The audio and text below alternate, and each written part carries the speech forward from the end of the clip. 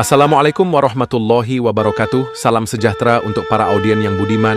Melalui channel ini, saya menyampaikan sedikit ulasan perihal dunia dana amanah, dan semoga apa yang saya sampaikan ini dapat menambah wacana untuk kita semua.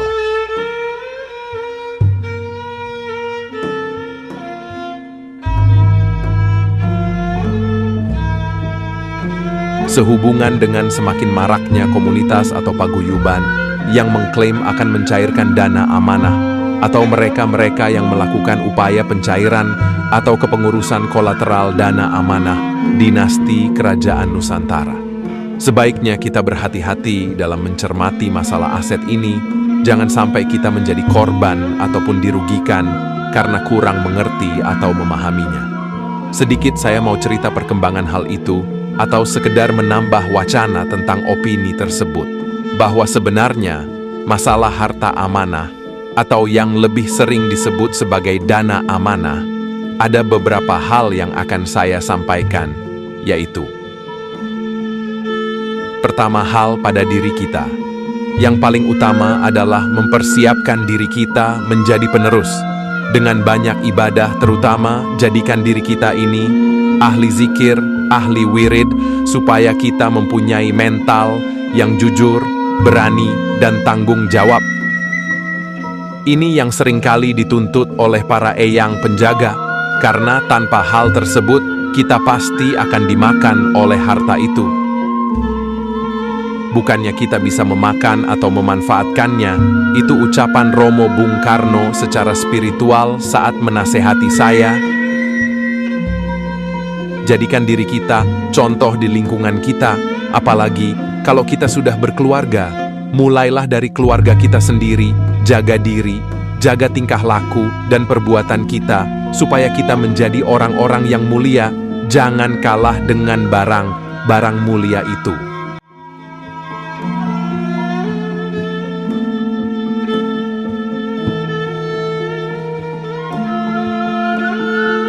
Dua, hal eyang-eyang kasepuhan. Bahwa sampai tahun 2025 ini, jumlah eyang-eyang penjaga tinggal sekitar 27 eyang. Eyang sepuh dibantu lebih kurang 700 pembantu dari anak-anak eyang maupun dari murid-murid eyang sendiri, yang tersebar di wilayah Republik Indonesia dan yang di luar negeri. Kurang lebihnya ada sekitar 1050 tenaga profesional, banker, dan tenaga ahli. 3. Hal mengenai gudang. Untuk gudang amanah ada 101 buah, di luar gudang prasasti dan gudang dinasti. 1 gudang induk, 52 gudang atas nama Sarinah, dan 48 gudang atas nama selain Sarinah, kami istilahkan teman-teman, yang tersebar di 39 wilayah Republik Indonesia dan di 9 negara ASEAN lainnya, yaitu nomor 40, Singapura, 41, Malaysia, 42, Thailand, 43, Birma, 44, Kamboja, 45, Laos, 46, Vietnam, 47, Filipina, dan 48, Brunei Darussalam, kira-kira begitu.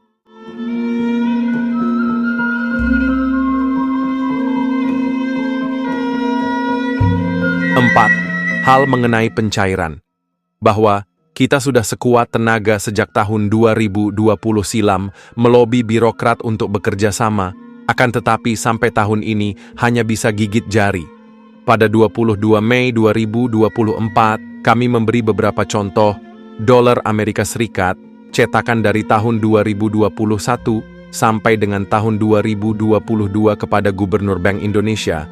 Tetapi sampai akhir tahun 2024 kemarin, belum ada jawaban yang pasti.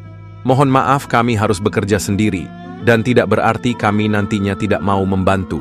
Bahwa pencairan ini membutuhkan orang yang benar-benar bertanggung jawab sebagai pelaksana resmi di luar eyang sepuh dan para penjaga gudang tersebut. Dan pada tanggal 26 November 2024, diadakan sakral gudang dan mencoba untuk memakai dana yang diserahkan penjaga ke pewaris secara resmi. Dana tersebut dirupiahkan senilai 2 juta rupiah, 1 juta untuk acara sakralan, 750.000 untuk Eyang Sepuh, dan 250.000 untuk saya pribadi. 5. Hal mengenai barang. Bahwa pernah saya uraikan secara garis besar di atas, untuk barang-barang non-liquid seperti emas, platina, berlian, dan batu mulia, sertifikat gold, sertifikat dana lainnya untuk sementara dibekukan. Sedangkan barang-barang liquid berupa banknote, dolar Amerika Serikat, dolar Singapura, ringgit, euro, kira-kira ada 188 mata uang akan mulai dipakai.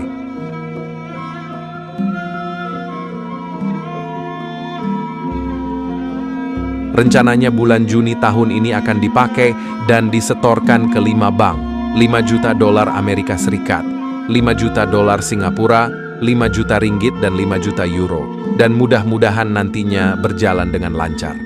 6. Hal mengenai bank.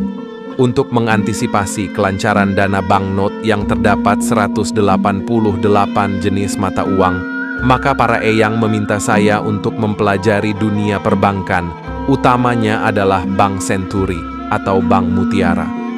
Sebelumnya saya disuruh untuk mempelajari Bank Mandiri.